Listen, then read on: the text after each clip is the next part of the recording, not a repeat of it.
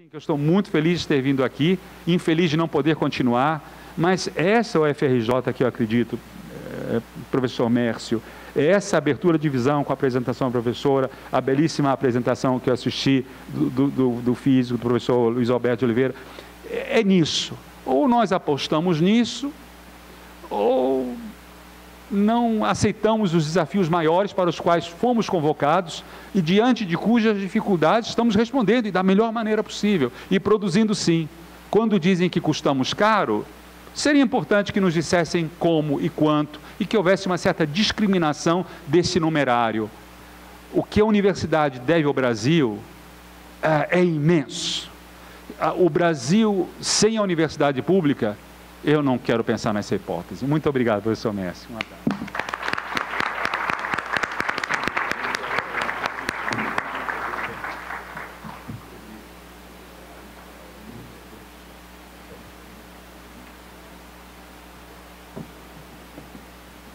Muito obrigado, professor Marco Lucchesi. Você já está convidado para ser membro do HCTE no momento que desejar. Então vamos abrir um lugar para você. Vamos agora ouvir o professor Luiz Alberto Oliveira, que é físico e é diretor do Museu do Amanhã. Muito obrigado, Luiz Alberto, por estar aqui conosco. Bom dia a todos, obrigado, Mércio, obrigado, Maíra, pela oportunidade de estar aqui no Centenário História e voltar a esse auditório, quando em 1972, época de trevas, aqui nós éramos obrigados, todos os alunos do CCMN, éramos obrigados a assistir aulas de moral e cívica, o que aparentemente está sendo pensado como a nova diretriz da educação superior brasileira. O retorno, espero que não eterno, né, a essa época de treva. E voltar aqui me faz recordar meus colegas, né, Carlos Keller, meu mestre Luiz Pinguelli Rosa, quando eu fui formado aqui. Então, a emoção e o pensamento operam juntos, né?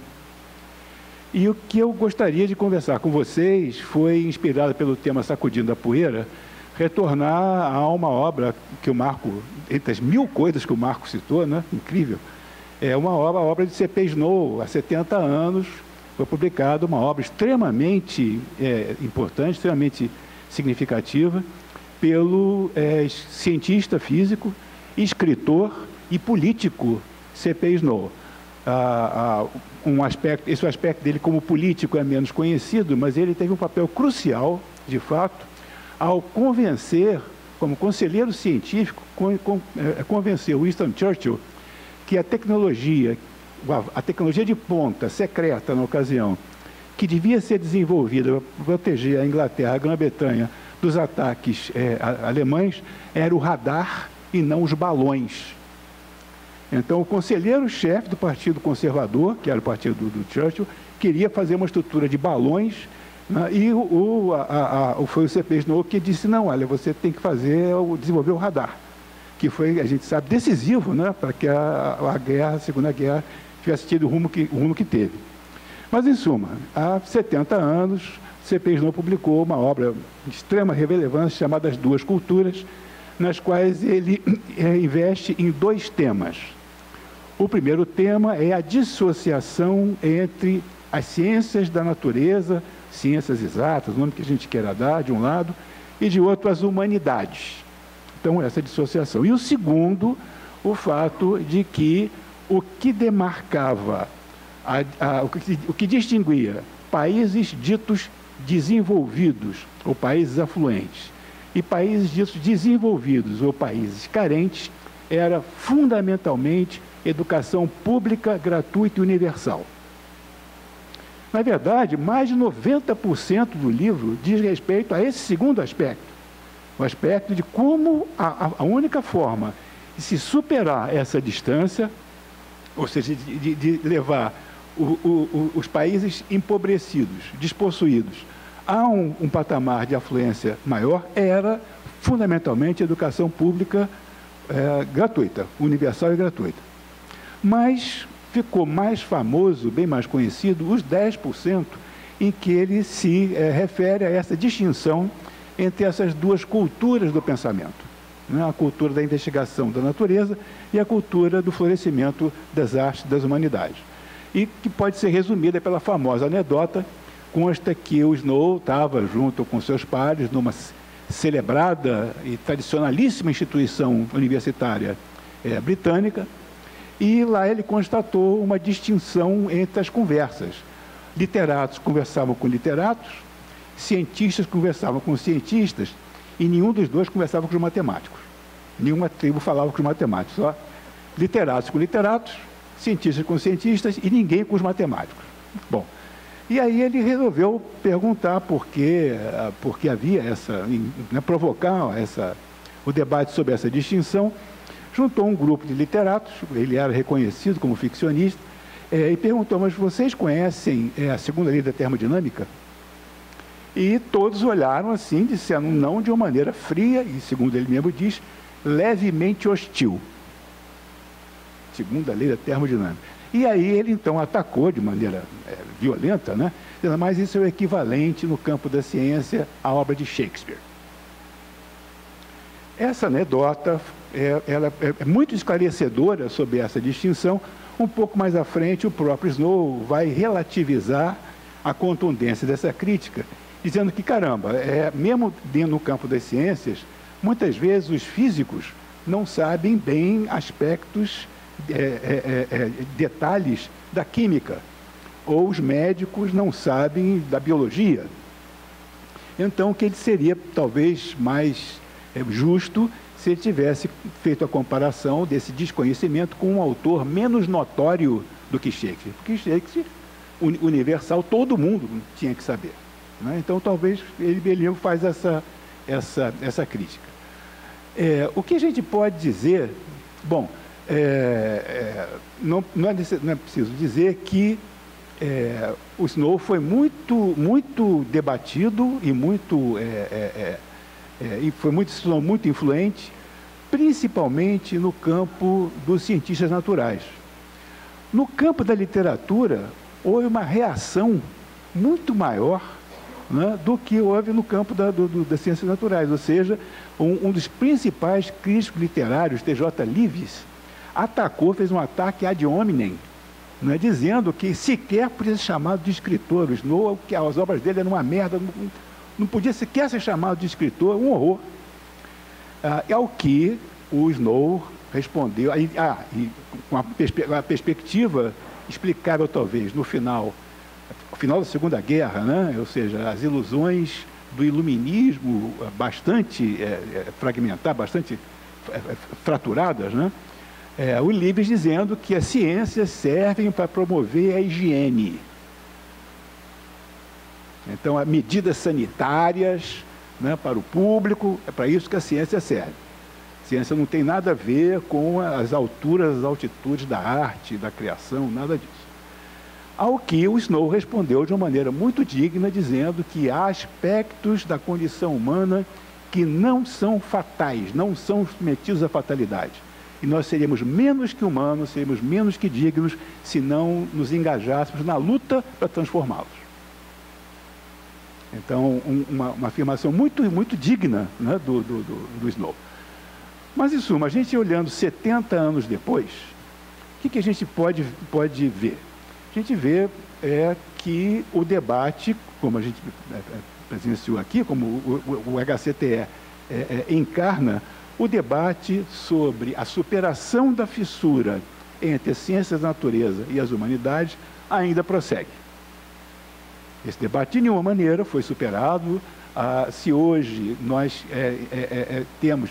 reconhecemos o valor de atividades interdisciplinares, de atividades transdisciplinares, se cada vez mais há objetos de estudo que requerem a colaboração das mais diferentes especialidades, ainda assim, o grosso do mainstream acadêmico continua formando pessoas capacitadas disciplinarmente. Ainda é assim, todos nós sabemos. Então, há ainda uma atualidade, né, nessa perspectiva, nessa crítica do Snow. Né, não só brasileiro, mas, em suma, a mundial, ainda nos dedicamos a ativamente formar profundos conhecedores de áreas cada vez mais diminutas, remotas, né, segmentos cada vez mais, fragmentos cada vez mais diminutos do conhecimento, e o esforço necessário de tentar juntar isso para poder enfrentar, né, problemas como, vou dar o exemplo mais óbvio de todos, a mudança climática, né, a devastação da biodiversidade, esses problemas que tornam o nosso momento civilizacional, como diz Stephen Hawking, o mais perigoso da história da humanidade. O paradoxo, na verdade, é que Steven Pinker aponta, a Michel Serres também, que nós vivemos o melhor momento da história da humanidade. Nunca fomos tão saudáveis, nunca fomos tão afluentes, nunca fomos tão livres, nunca fomos tão pacíficos. Afirmações que, no nosso caso, no Rio de Janeiro, parecem quase enlouquecidas, né? Quase ensandecidas. Mas, de fato, você examina os dados que são levantados, as bases dos dados são sólidas, e você vê que, de fato, nós vivemos hoje, ao longo do século XX, a cada 5 anos, ganhou-se um ano de expectativa de vida. Começou com 40, terminou com 70. Hoje, a expectativa de vida para mais de 85 anos. Em muitíssimas regiões do mundo, a faixa etária que mais cresce são os centenários. A gente lembra que a expectativa de vida do Império Romano eram 28 anos, especialmente devido à mortalidade infantil, mortalidade das mães. A gente entende que, caramba, nós vivemos 3 vezes a vida de um cidadão romano, de um patrício romano. Avô era raro. Se você vive 28 anos, avô não é comum, né? E especialmente esse avô que participa, que fica no final de semana em casa, para os pais irem ao cinema, né? Não podia ter. Se você faz uma comparação, todas essas comparações dependem da métrica, etc. Mas, de modo geral, a gente pode afirmar que hoje a riqueza que cada um de nós, em média, possui, ou seja, lhe é atribuída, é 10 vezes maior do que a média um século atrás. 10 vezes. Então, ao longo do século XX, nós multiplicamos por 10 a afluência da sociedade. Se isso é bom, se isso satisfaz a alma das pessoas, outra questão. Vivemos na sociedade mais pacífica do mundo. A gente examina os índices de letalidade. A gente verifica que hoje morre mais gente por suicídio do que por homicídio. A autoviolência é maior que mundialmente. Vivemos, né, hoje, os 196 países da ONU, ou lá o que seja, todos se dizem democracias. A Arábia Saudita diz que é uma democracia. Coreia do Norte, o Brasil diz que é uma democracia. Se a gente recorda um século atrás, época da Liga das Nações, 6 países diziam que era democracia. Os outros eram monarquias, colônias, totalitarismos, tiranias escancaradas, impérios, em suma.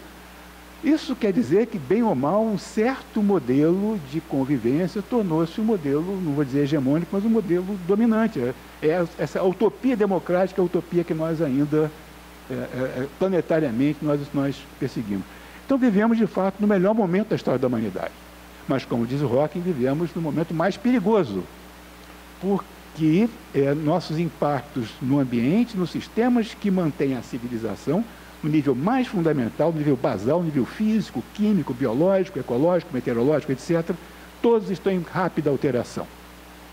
Então, a mudança climática, a alteração da biodiversidade, a acidificação dos oceanos, a necessidade de multiplicar, por dobrar a produção de alimentos para atender a 3 bilhões de pessoas a mais que devem nascer nos próximos 50 anos, quase todos no cinturão tropical de países pobres.